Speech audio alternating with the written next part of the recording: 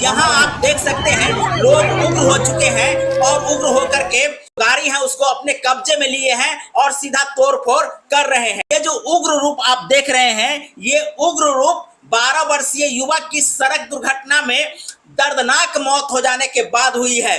देखिए किस प्रकार से लोग उग्र प्रदर्शन सड़कों पर कर रहे हैं। मधुबनी और बेनीपट्टी के बीच जो स्टेट हाईवे है उसी पर एक दर्दनाक घटना घटी है, जहां 12 वर्षीय बालक की दर्दनाक मौत हुई है। उसके बाद देखिए किस प्रकार से भीड़ जो है सो उग्र रूप ले चुकी है। बता दें कि ये घटना उस समय घटी जब वो बालक नमाज पढ़ने के लिए अपने घर से सीधा स्टेट हाईवे को क्रॉस कर रहे थे। उसी दरमियान अनियंत्रित वाहन उसे टक्कर मार करके निकल जाते हैं और जैसे ही उस बालक को टक्कर मारते हैं, बालक सीधा स्टेट हाईवे के किनारे में जाकर के गिर जाते हैं, जहां उनकी दर्दनाक मौत हो जाती है।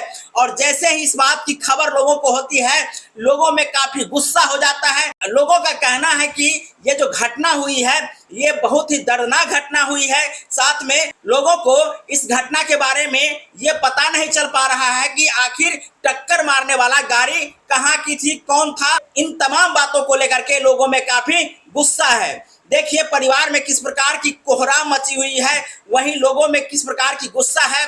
इस स्थिति को संभालने के लिए दो थाना पहुंच चुकी है। एक तरफ अरेर थाना के तमाम जो दलबल हैं वो पहुंच चुके हैं, दूसरी तरफ बेनीपट्टी भी अपनी तमाम दलबल के साथ जो है सो इस घटना स्थल पर पहुंच करके स्थिति को नियंत्रित करने में लगे हुए हैं। बाद बाकी आप लोग वहां की जो स्थिति है वो देख लीजिए। बता दें कि जिस युवक का दर्दनाक मौत सड़क दुर्घटना में हुई है उसका नाम दिलकश है। उनके पिता जो है सो मजदूर है, जो बाहर में रह करके मजदूरी करते हैं। वहीं उनके परिवार की जो स्थिति है वो भी आप देख लीजिए।